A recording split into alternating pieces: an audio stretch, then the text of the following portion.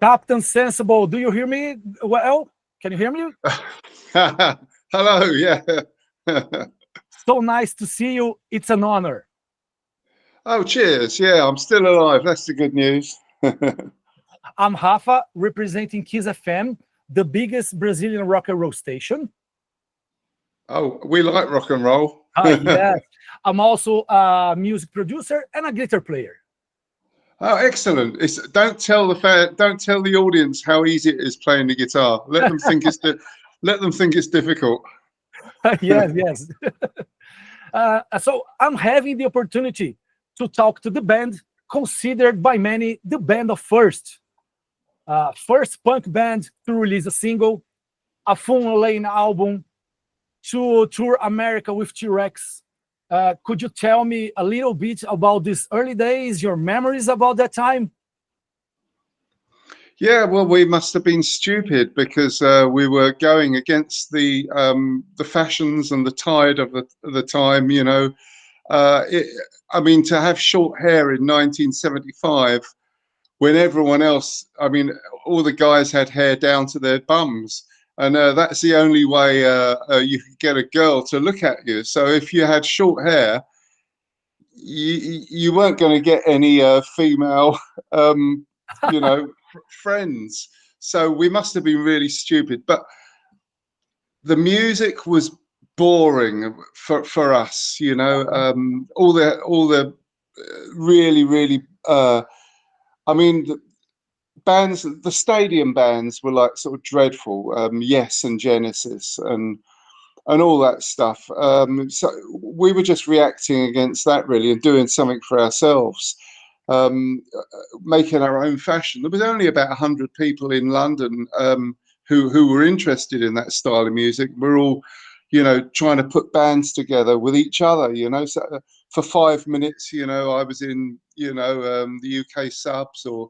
You know, and Brian James was working with members of Generation X and The Clash. So it was a melting pot. We're all sleeping on each other's floors. It was very not glamorous, you know. I didn't have any money, and I was you know, I had to I didn't have a train ticket. I was always getting chased by British Railways employees.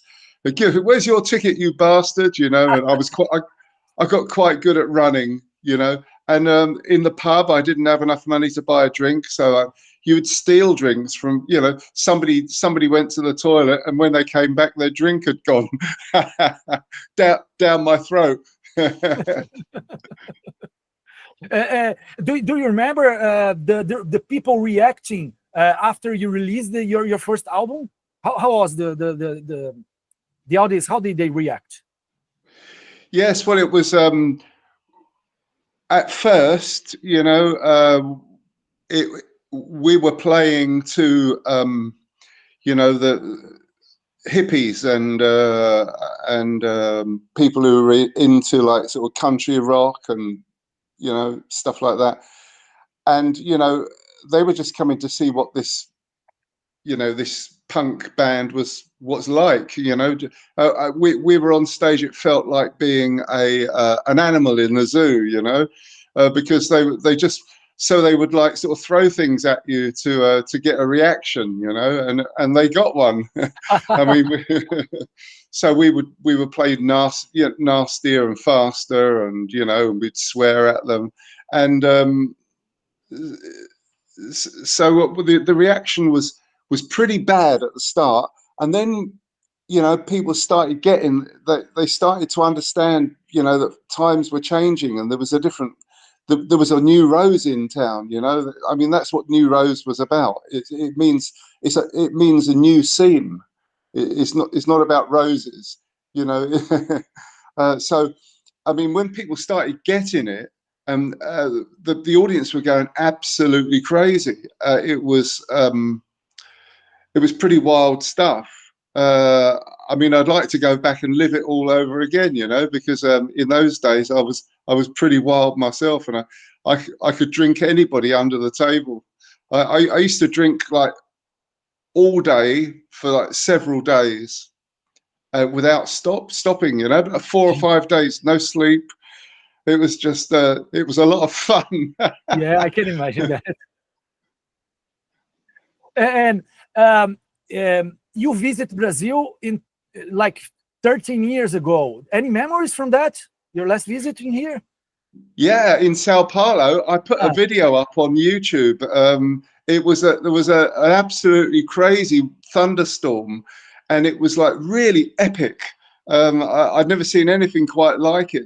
It was like sort of, you know, I mean, it wasn't rain. It was like sort of, you know, torrential. And so I videoed it on my phone, and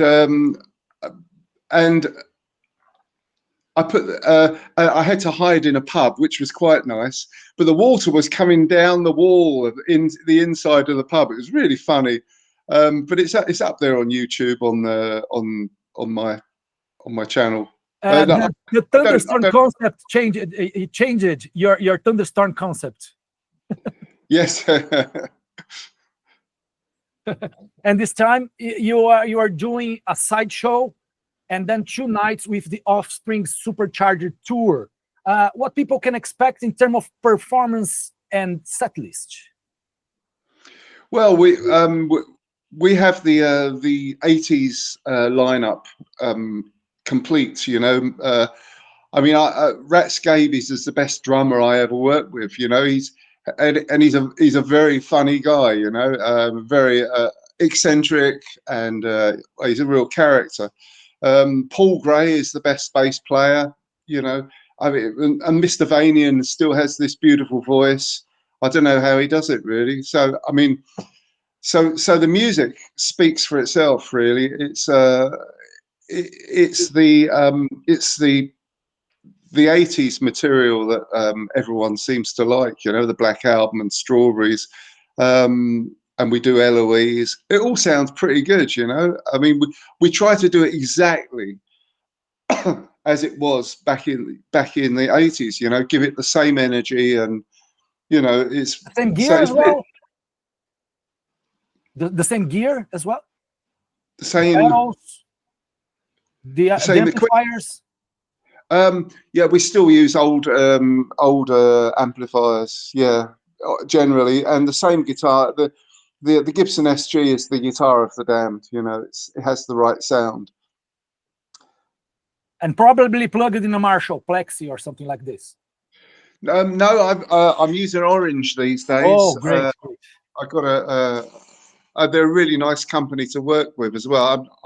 They don't, you know, I don't do advertisements for them or anything like that. I just like them as a company, and yeah, it's just really good equipment, and it's not as heavy.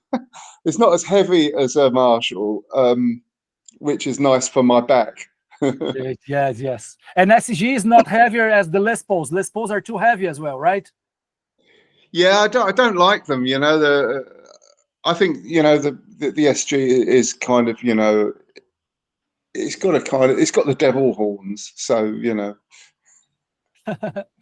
I can help asking you to describe the experience for the first time being in US to play with T-Rex, especially how the guys reacted. What's the main difference between the American scene and the British scene of punk? Did you find something really different there, or was the same? Well, actually, we toured. You said we toured in America with T-Rex. It was actually in the UK. Sorry about that. And the T-Rex were like sort of totally a teeny bop band, and like they were attracting a very young kind of screaming audience, like, you know, like you see I mean, film of the Beatles, you know, Beatlemania and stuff like that. It was, I mean, I've never seen anything quite like it, because I mean, at punk shows you get I always say, you know, I mean, it's kind of blokes music, really. You know, it's blokes wear leather jackets, and you know, they come and they like sort of, you know, get in the mosh pit and they drink and they swear, and it's kind of, you know, but T-Rex was the complete opposite. And we thought really it would, before the tour, we thought it'd be a disaster, and we were going to go on stage and get, you know, I'm at worst getting totally ignored by the T-Rex fans, but it didn't work out like that. It was very strange because in actual fact, T-Rex were quite a rock and roll band, you know. Without the production of the records, I mean, they could really kick ass, and I watched them from the side of the stage every night, you know. I mean, and Mark was a really, really nice bloke to us, you know. So he wasn't the kind of the aloof rock star that some people in the showbiz are like. You know, he was a nice chap. He used to give us advice. He used to give us advice on how to, you know, make records. And hey captain, you know, that cat in the studio, the engineer guy, you got to work with that guy, man, I'll tell you, because he's the fifth member of the band. And I thought, okay, Mark, okay. I assume guitar is your favorite instrument, because I heard that you play bass and keyboards on them as well. I played the keyboards on the Black album, which was, I mean, it wasn't easy because, I mean, these were the days before computer recording. So, I mean, it would get to, like, you know, I would try and play the part. I would try and play it the second time, the third time. It would get up to like take 30, take 31, take 32. So everyone was like, "Come on, Captain, you fucking wanker!" So eventually I get it right. But you know, I mean, I wanted to be a keyboard player. That was my first love, really, was the Hammond organ. I used to like bands like Brian Auger and I mean, The Crazy World of Arthur Brown. I love the sound of a Hammond organ. Amazing. But I found it quite difficult to learn, and like we mentioned earlier, guitar is a lot easier. And can you describe for us the period you played with LEMMY? Yeah, we've gigged with LEMMY. We've played with Motorhead, and we recorded with LEMMY as well. So yeah, he was I love the guy. You know, he was genuine, kind of. I mean, what could he have done if he hadn't been a rock and roller? You know, it was just that lifestyle of, like, I mean, I wanted to be a biker when I was at school. It was my only ambition, was to get a motorbike and join a gang, you know. And I imagine that was the same for LEMMY. But the trouble was, I mean, for me, you know, I did get involved with a bike gang, and but as soon as I saw shotguns and stuff like that, I thought, no, maybe I'll join a band instead. It looks a bit safer. Makes sense. Makes sense. In your opinion, what was the best rock and roll decade?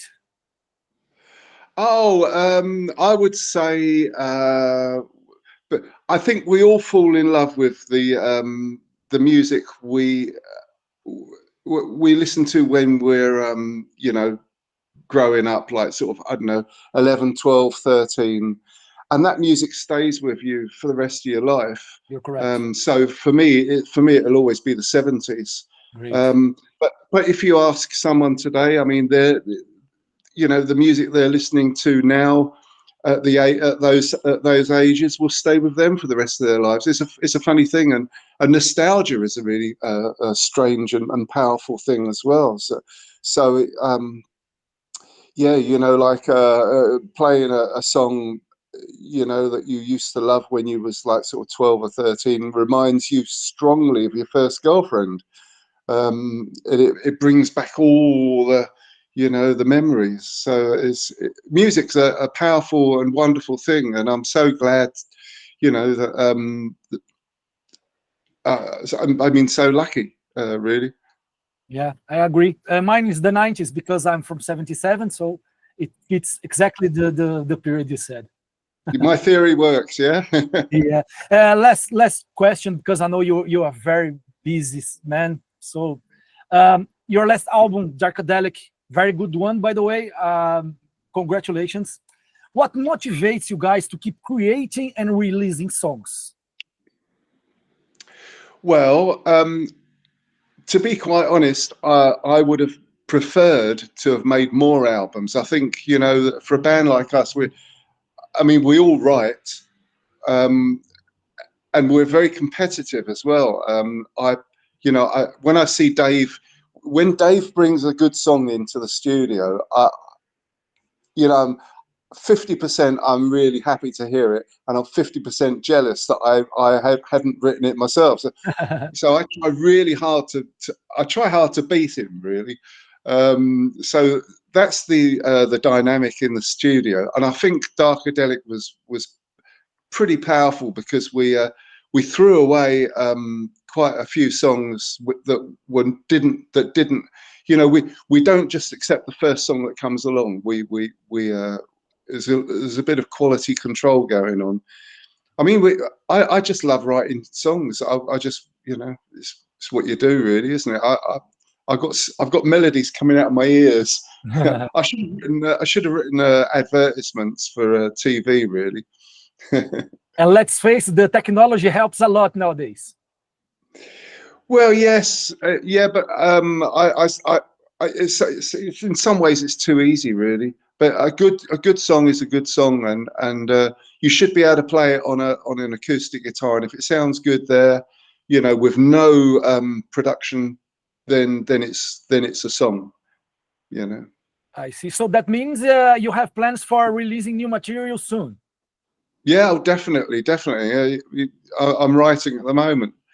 Yeah, you know, there's no shortage of subjects to write about at the moment. I mean, there's a crazy world that we live in, and I just think that, you know, it's an absolute dream to be a songwriter at the moment. There's so many things to write about.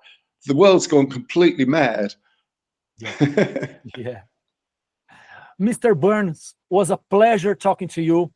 I hope you have a great time in Brazil. It's coming like less than a month, and hope I can see your show for the first time. I'm very excited. Oh yeah, yeah. Thanks very much for speaking to us. And I mean, I don't know how I'm going to interact with the audience. Brazil, you speak Portuguese, is that right? Yeah.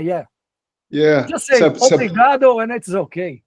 Yeah, boa noite. What else can I say in Portugal? In Portuguese, I know a few words. I should know more, actually, because I live in Porto. Oh, nice. Yeah. Don't worry, we can send you a list of good words for you to say during the gig. Okay. Yeah. Obrigado. Cheers. Okay. Thank you so much for your time. It was a pleasure. Yeah. Ciao. Thanks a lot. Bye.